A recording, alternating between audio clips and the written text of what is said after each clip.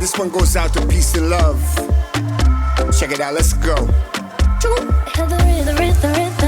I hear the bit of the sun. And I just want to say this is good for me.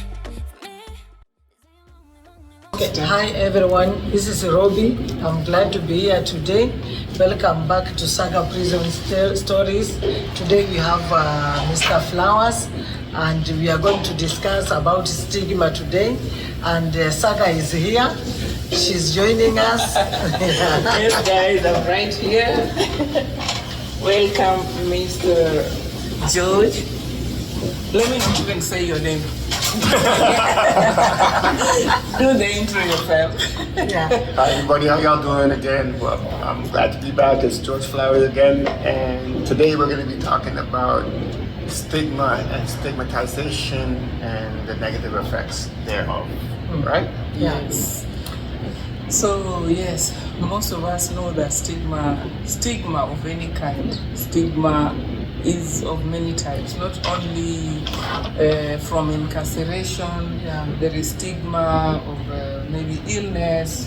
You've heard people are stigmatized because they have one illness or the other, or maybe they are abled differently, so they are stigmatized by just fellow people because of one incapability or the other. But today, as Robin has said, we are talking about stigma when one has been released from prison.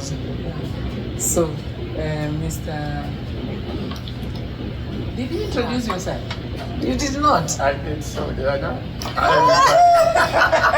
Hi guys, I'm back. Welcome back. It's George Flowers. I'm here today, and we're here today to talk about stigma and stigmatization and the detriments thereof and how it is negatively affecting people's lives. So this one I'm very anxious to get into. I'm super amped. I'm stoked up. I'm ready to go. Yeah, let's expose their business. Let's get their dirt out in the street. Before we get serious, I really love your silver. This is pure silver? Yeah. Yeah, so as you know, I'm a Muslim.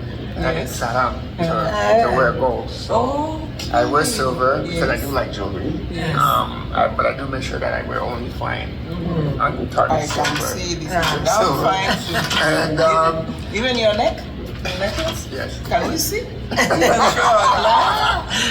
goodness. We're not here to talk about all that today. Let's stay focused. Let's stay focused because we got really important stuff to talk about today. Okay, what do you have to say about stigma? Especially stigma from prison. Okay, so first let me start by saying that I think that stigma of any kind is inherently evil. Yes. And the reason why I say that is because what it does is basically allows a person to be attacked with no way to defend themselves, and most times they don't even know why or what they're being attacked for. That's what the essence of stigma is. And also I find that stigma is very closely coupled with racism. So wherever you find stigma, you're usually going to find some sort of racism or bias attached to it. Like kind of like where there's smoke, there's fire, that kind of vibe. So my most basic issue with stigma is it's like basically when somebody's looking at you and they're looking at you like they see a stain on your skin or they see a stain on your body and you don't see it, but the way they're staring at you and they're looking at you and they're calculating you, it's almost like, you know, you have something on you that you can't see, and that's the point in this situation where they've made a decision about you already. Something has in their mind, they've calculated, they've already made some kind of decision, and whatever decision they made in their mind, they're going to apply that to you as a person. So inherently, and how do you defend against that? You know what I mean? If I say in my mind, I hate you for whatever it is, your dress, and I will tell you that I'm hating you for your dress, you know what I mean? Yes. How are you supposed to defend yourself or even have a foundation to even say, okay, well, let me say something about the dress? You know what I mean? It is so inherently evil. Difficult because you have a formed and fixed opinion already. Yes, you've already made a judgment about this person who you might not even have a word or clue about, and most times you're wrong. I tell people a lot of the time because my work, the field that I'm in a lot of fields, but the work that I'm doing right now involves a lot of harm reduction. And I used to feel, I used to be a part of the major populists that used to say, who cares? They deserve what they get. You know, they didn't manage their thing properly, so it won't be on to them. But no, because when the deeper I look into it, and now that I'm involved in it, I realize that these people have regular, normal problems that we all do. They might have fell on bad times or some trauma has befallen them, right? And if they're doing whatever drug they're doing to appease whatever feeling or emotion they're feeling, it's one thing. So if I'm a person who sits down and says, okay, I can do 1 gram of cocaine, and I can do 1 gram of cocaine, and I decided in my mind I'm going to do 1 gram of cocaine. All right? And so if I take this thing that I bought right now, which is supposed to be 1 gram of cocaine, and I ingest this into my body, but it has something called fentanyl in it, which is 1,000 times stronger than my cocaine that I'm expecting to get, which I would never have agreed to have taken if I would have known. I would have never signed up to that. So all those options were taken away from me. Right? And so I'm being stigma over something I have no control over. So the problem is not with per se the person, the drug dealer or drug user person. The problem is with the drug itself and the fact that it's being poisoned. Right? So people aren't being allowed to make choices. Right? These choices are being made for them. And often the time the choices that are being made for them are killing them. And that is because of stigma. Right? You can't tie stigma to a certain place. For example, you can't say, stigma when you're just coming out of jail. Because before you come out of jail, during the time you come out of jail, and after you come out of jail, there's a good possibility that you might have to encounter stigma. Or navigate stigma in some way, shape, or form. You know what I mean? Maybe it's going to be that officer who is not so happy that you're leaving now, and he has no more control over you. You know what I mean? Maybe it's that nurse who maybe you guys have a kind of relationship when you're there, and there's something feeling there now that you're about to but again, all of these things tie in. You can't separate stigma from situation because stigma is everywhere. It's in everything. And I'm going to say something, and I'm going to be kind of provocative when I say this. Stigma is not prevalent to one race or one thing or one theme. You have black people that stigmatize black people. You have white people that stigmatize white people.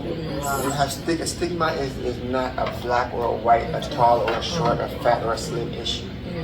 You know what I mean? Stigma is evil. Yes, it is. You know what I mean? It's based on most of the time it's based on misinformation and the fear of not knowing. Fear of the unknown. Right?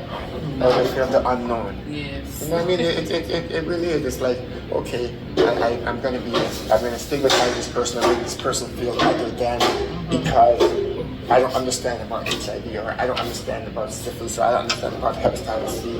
And instead of going and trying to research these things, I'm just going to be ignorant and stigmatize this person, isolate this person, you know what I mean? Yeah. Degrade and humiliate this person because I don't want to go and enhance my intellectual properties, you know what I mean? So I'm afraid of to go get this knowledge. So instead of going to get this knowledge, I'm going to lash it on you and be mean to you and be evil to you and degrade you because I don't want to go and elevate my mentality. Especially when somebody comes from prison, there's a lot of stigmas from relative. You cannot visit any relative. Maybe you are not even jailed because you stole. Maybe you are jailed because of something else. But when you go and visit them, they will close everywhere, thinking that now a thief has come back. You see, they judge you in the community. You see, they just judge you, and these are people who never visited you when you are in prison. But they just want to judge you, especially relatives. You know? And I want to ask something here. That what Romy has said is very true and very common back home and even in the church. Yeah. Where you're supposed to get solace, where you're supposed to get help, looking at you like, oh, this is the one who was in prison. And then I wanted to ask here in Canada, when one has come out of prison, can the government employ this person?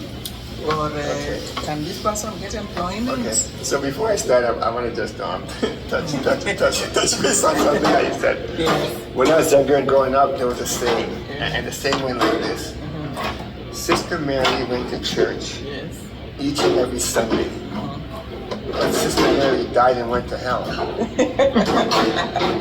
what she did on Mondays.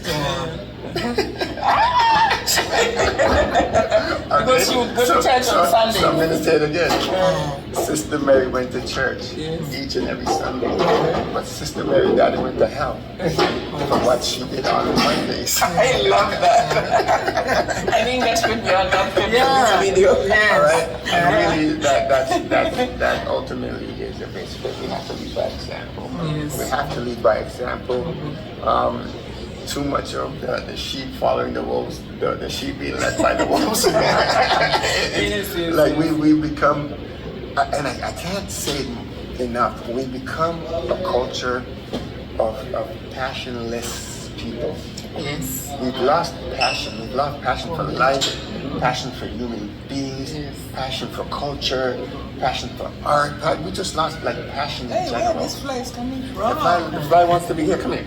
Don't not kill that fly. That fly wants to be involved. That fly wants to be involved. He's trying to get some knowledge. Do not kill the fly. Let the fly live. It's okay. Do not kill flies around here. It's okay. Okay.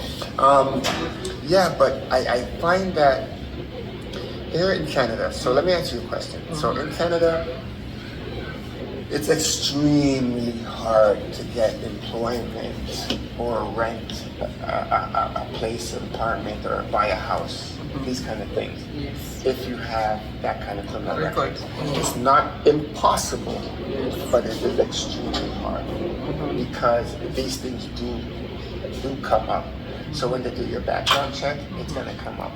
When they do your Google search check to see, what your background is, it's gonna come up, and they're gonna have questions about it.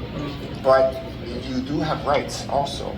You know what I mean? If you have your money and you're available, you've done your time, whatever, and somebody is being biased or trying to block you from accessing services that are rightfully yours, there's always means and ways to address that.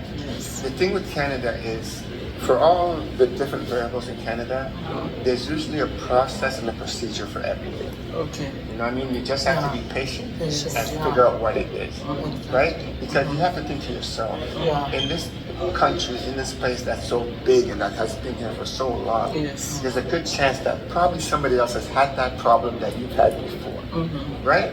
So we just need to figure out how they resolved it and what was the solution that was decided upon to how we resolve it. So the answer is yes, there's discrimination and stigma attached to hiring, renting new places, stuff like that. But here you have avenues that you can overcome. And again, my mom used to tell me when I was younger, and I keep saying all these whimsical things, but my mom used to say to me, a closed mouth doesn't get fed. Very true. And I'm the last of 6 kids. Oh, really? Yes. Oh, you're the baby of the Yes, house. I'm the baby. And my mom used to always say that. A closed mouth doesn't get fed. You know what I mean? So speak for what you deserve. Speak for your services. Speak for, advocate for yourself.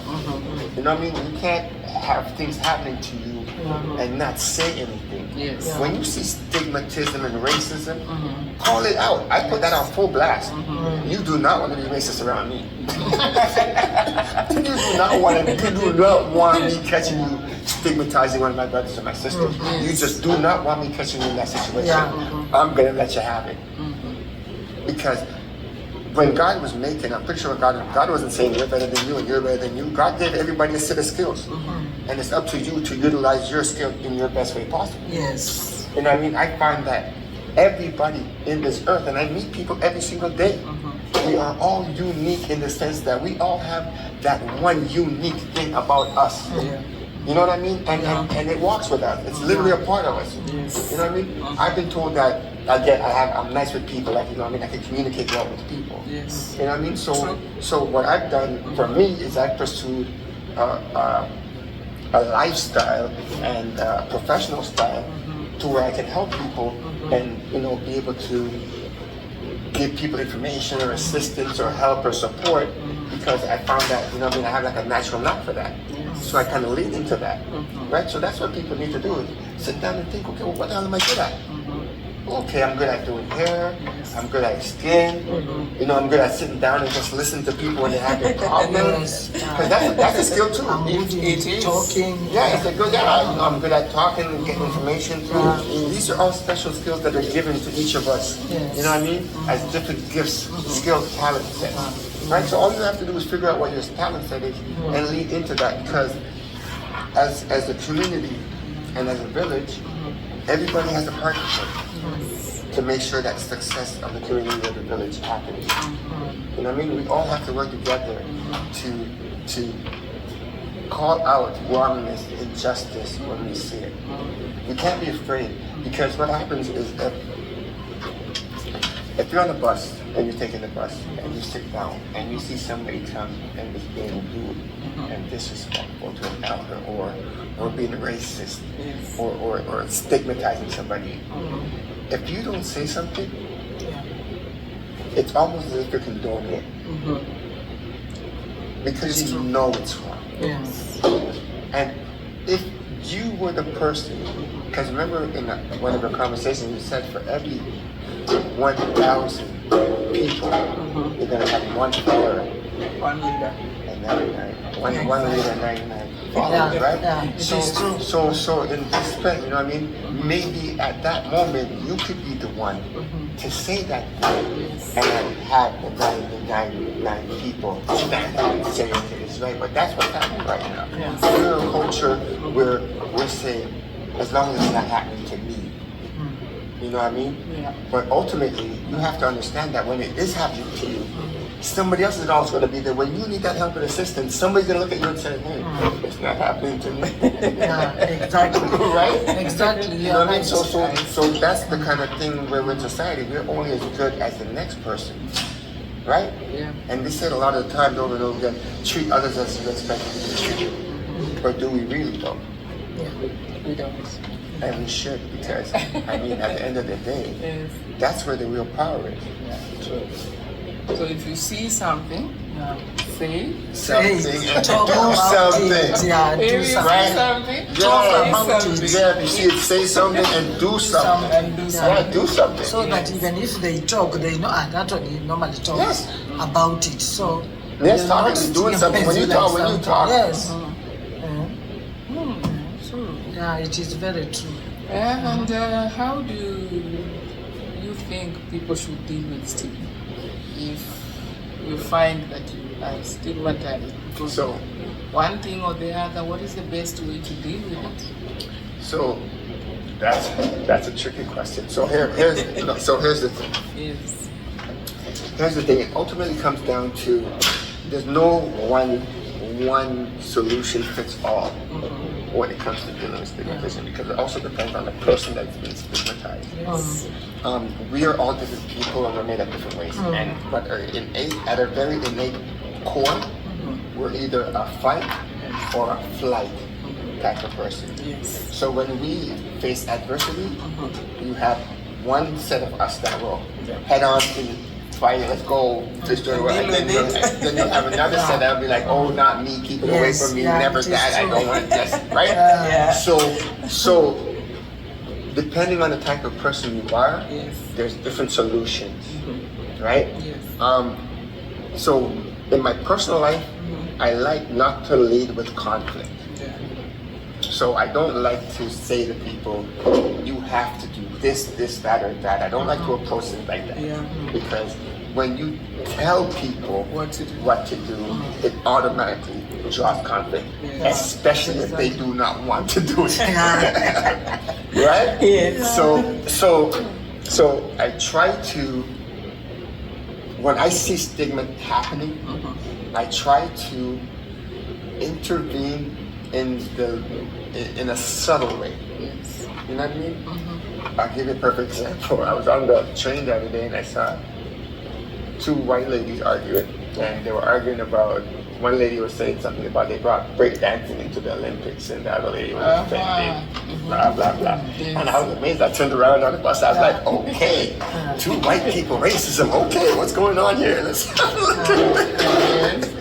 Right, and I sat down and I watched it all unfold, and ultimately it really brought it back to myself to say, you see, stigma is closely tied to racism, and both of them are inherently evil because it affects everything it touches it negatively. Right? There's nobody that has ever had a pleasant experience with being stigmatized. There's nobody that's ever gotten something pleasant, substantial, nice out of being stigmatized. Stigmatized is a tool to spread evil and wickedness. Yes, exactly. And I'd like to just add one more thing to that. I find people that stigmatize, they're cowards. Yeah. Those who allow stigma to take no, a toll on them. I find people Yes. that do stigmatize it, I find them to be cowards. Cowards, yeah. Okay, the actual perpetrators of stigma. If you don't stigmatize it is when you do this stuff. You don't want to come and say, this is my problem, this is my fault, this is my issue. Yes. Yeah, don't be a coward. Yes. If you have a problem, don't stigmatize me. Come and tell me what the hell is going on. Let's figure this out. Let's sort this out. Don't stigmatize me. Don't be weird. Come and tell me what's going on. Be a man. Yes. Break it down. Or be a woman. Break it down. Tell me what's going on face to face, man on man on. And let's sort this out. Exactly. But don't be doing the word stigma kind of, oh my God. What is that about? Look at her. Yeah, what is that? Yeah, I find that people that stigmatize, I find them ultimately like the cowards. And I call it, you know me already, flowers. I call it like I see it. I'm not gonna sit down. Pretty enough. I might be a flower, but I'm not trying to pretty it up. You're a flower, but you don't flower. Yeah, I'm not trying to pretty it up. It's real like that. We need to, when we see, and again, I keep saying I love you ladies for what you do, and I will support you always for the simple reason that this needs to happen. Yes. We need to start exposing people. Yes. You know what? It's so funny. Like, I was talking to somebody the other day, and I was saying, how is it you can have a disease like cancer that kills such a humongous volume of people that be going around, and people sit down and talking about it every day at their dinner table like it's nothing. Grandma's talking about it, and you say the word the letters HIV, and people just front they're moving, they don't want to see their tears are moving. Like, what the hell is going on? But it's our own fault. Yeah. Because we sit down and whisper. Right? Because of that, we're in this subculture, subcurrent thing in some kind of dark place. It's ridiculous. It really is. Because I can tell you right now, gonorrhea, syphilis, HCV, there's the three. I just named 3 diseases that can kill you way faster and way more violently than HIV can. So like, what are we doing? Exactly. Right? We need to say something and do something when we see something. Yeah. Very true. We have to stop being this he, her, they, them situation and start taking responsibilities when we see things happening. Because again, you know, it's going to come down to the situation where the same thing that is happening to you, and you're wishing and hoping that somebody would take the time to assist you or to help you, and that person's gonna be like, it's not happening to me. Right? And that ultimately is where we're at right now. Because even in my industry, they just closed 7 harm reduction sites. There's gonna be a crazy spike in deaths. And the same thing that we've been trying to prevent them from seeing is what they're going to start seeing now. Dead people on the subway, dead people in the parks. They can't access services. They cannot get the help they need. They cannot go to the comfortable place where they feel protected and safe to get assistance and services anymore. So people are going to die. And you know why? Because certain factors of our government are stigmatizing people. People are going to die because they are being stigmatized because of their drug use, because of their homelessness, because of their pressure, they're just, again, and it just goes to show you that stigma is not just, you see, when stigma is allowed to grow and allowed to exist, Yes. then it doesn't become a thing now where it's a stigma between Exactly. you or you hate me. Yeah. Here's stigma now that's affecting a whole city, maybe even a whole country. Yeah. So if we don't put stigma and things that stigmatize in check, the problem could be to the point where you can see it as it is right now. It'll be out of control, and it'll be a hell of a hard to get it back under control. There are people Because who when die something like because of that- stigma. Yes. Some people even kill themselves Yeah, because because they of have been stigma. stigmatized. Yeah. And by those who are very close to them, Yeah. or those who are around them. So it's a bad thing. People are stigmatized for their gender, for their sexuality, for Yes. their cultural beliefs, for their religious beliefs, For what they've gone they, through they, in they, life. for their past, their present, their future. People are stigmatized. And again, I will say it 100 times. If you stigmatize, you're a coward. Yeah. Be a man, face it, tell what the hell's Face going it. on. You're a coward. You're a Yeah, coward. talk about it. Straight up, you're a coward. Yeah. Thank you so much, Flowers, our friend. Flowers. Yeah. So this is going to end episode 2 until we get to episode 3 and episode 4. I think we're going to be doing a series of these Yeah, and yeah. dropping some gems for people. Yes, Yeah. yes. And yeah, I'm gonna invest my time and my energy, like I said, into doing this. So I'm gonna be around to do a couple more. Oh, thank I you got so you. much. Thank you so much. For everybody that's watching, I really, really, really would like to say thank you for logging on, subscribing, spending some time with us as we try to impart some information and some knowledge, and also receive some information and some knowledge from you, our listeners, too. Yeah. So thank you, everybody, for tuning in. And much love. We appreciate you lots. Hey, you wanna know whether he's single? Thank you so much, everyone. Please share. Thank you guys. Thank you. Bye, Like, everybody. subscribe. Thank you for coming. watching Please us. log on, subscribe, and comment. check us out every Sunday. Yes. And leave your Comment. comments. We have lots of love for y'all. Much love. Yeah. Thank Thank you. you. Bye-bye. Bye. Alright. Hey yo man, this one goes out to peace and love. Check it out, let's go. I hear the rhythm. I hear the bit of the sun. And I just want to say this is good for me. This ain't lonely. I don't need anyone to save me. And I just want to say that I'm good. Like this. You talk so much, don't know me enough. How will you be to talk of me? You talk so much, don't know me enough. No. You know I can't dance all alone because I've been motivated. Oh yeah. You know I can't dance all alone because I've been motivated. Oh yeah.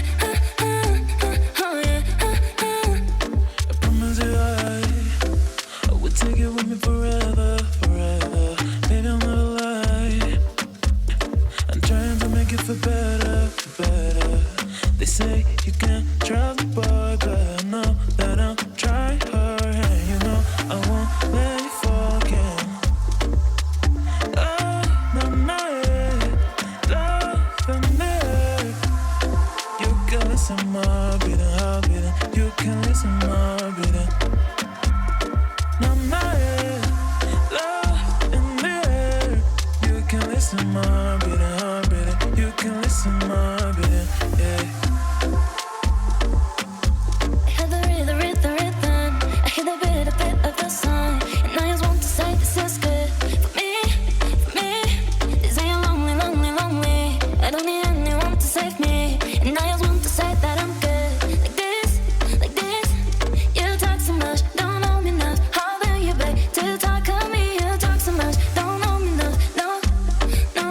You know I can't dance all alone because I've been motivated. Oh yeah. You know I can't dance all alone because I've been motivated. Oh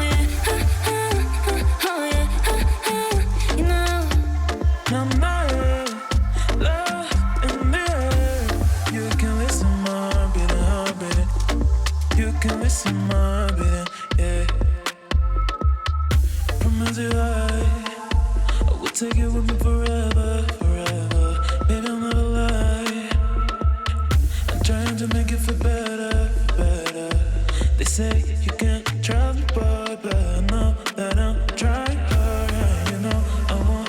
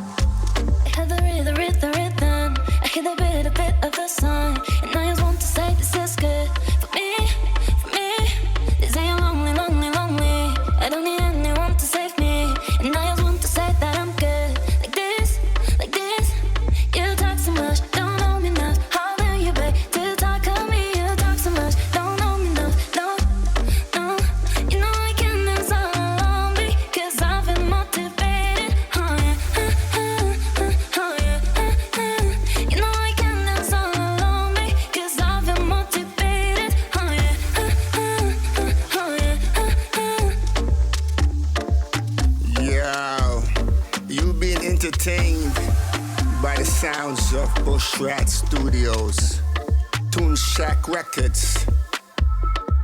Bless. Chukut.